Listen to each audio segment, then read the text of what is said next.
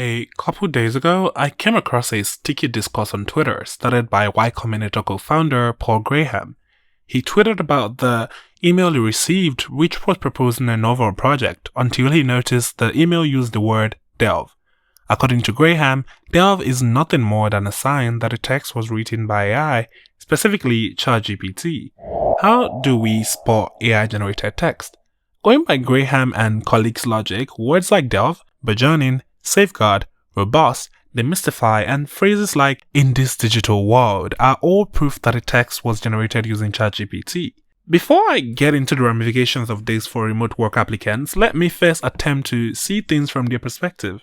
Apparently, delve has surged in popularity since the advent of democratized AI. Sheesh, even now writing the script, I fear the word advent might make some think the script is AI generated. I promise, it's not. I grew up reading the dictionary and did one too many debates, then studied statistics from a bachelor's degree, which might explain my AI or expansive vocabulary.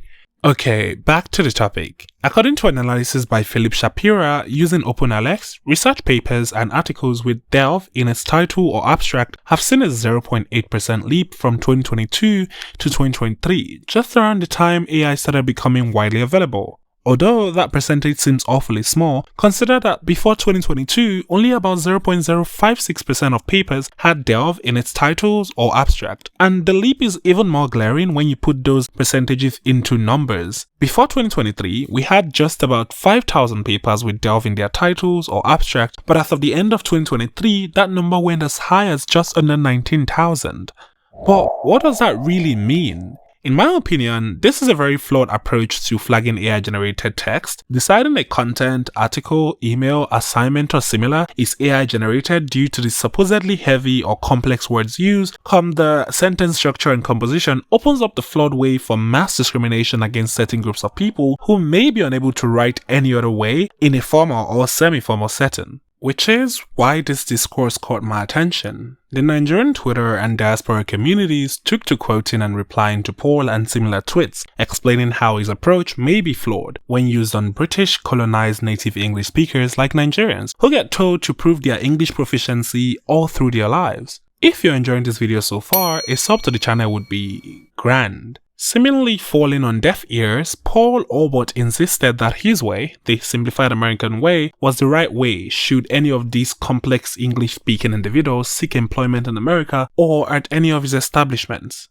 Whilst I agree with Paul that not all locations warrant flexing your grammar muscles or use of English muscles, I also strongly agree that the approach to venting text to determine AI involvement needs an overhaul. And I'm not just talking about the Paul Graham style, which looks for specific complex or trendy words and phrases. I'm talking about using AI checker tools which have been shown to be flawed time and time again, showing significant bias to text written by non-American style or Queen's English speakers. I mean, take a look at this tweet written 100% by a Nigerian. An AI checker insisted that over 90% of it was written by AI. Think about the potential repercussions of that for researchers, students et al. Who write essays in a similar AI-like manner due to upbringing, other environmental factors. Knowing all this, what is the right way to spot AI-generated text?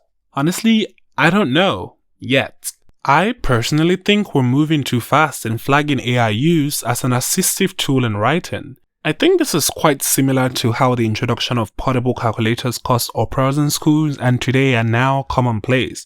I think that there's really no such thing as AI words because these models were trained on petabytes of data written largely by humans, and so every text or sentence string that we call AI generated is really just a mimicry of the writing style of some human or group of people somewhere. As of now, AI is not sentient. We've not even achieved AGI. All we have now are super capable and smart models running algorithms that predict word sequences the best way they assume humans will. And so, at its core, it's human mimicry, nothing more. I mostly agree that AI-generated text can be off-putting, as such text often lacks the creativity that humans would imbue their text, but in formal settings in the real world, such creativity is often limited, largely due to what society has decided as the acceptable standard. And so, perhaps the focus now should be on how we can encourage AI use as an assistive tool in text generation, for feedback and much more. I think some clear scenarios where AI-generated text can be easily spotted and should be frowned upon is in in research. We've seen that ChatGPT can and often does create false references when helping with research, and that can be damaging to academia and the AI training datasets, and so such use should not be tolerated and should be frowned upon. This is vastly different from pronouncing a text AI generated due to the presence of the word "del," despite what Paul Graham and co., some research by Philip Shapira, or even your average AI dictator says. Otherwise, you risk bias against a whole demographic of people who can't write without the use of such words or sentence structure. Except, of course, that's your goal. Thank you all so much for watching. For those of you who have been here for a while, I'm so sorry I took a long break. I had to go finish my degree. I'm back now, and in case you're wondering how soon you'd be unable to distinguish which of your favorite videos are real, check out this video on OpenAI Sora that brings whatever scene you describe to life. Have an amazing day.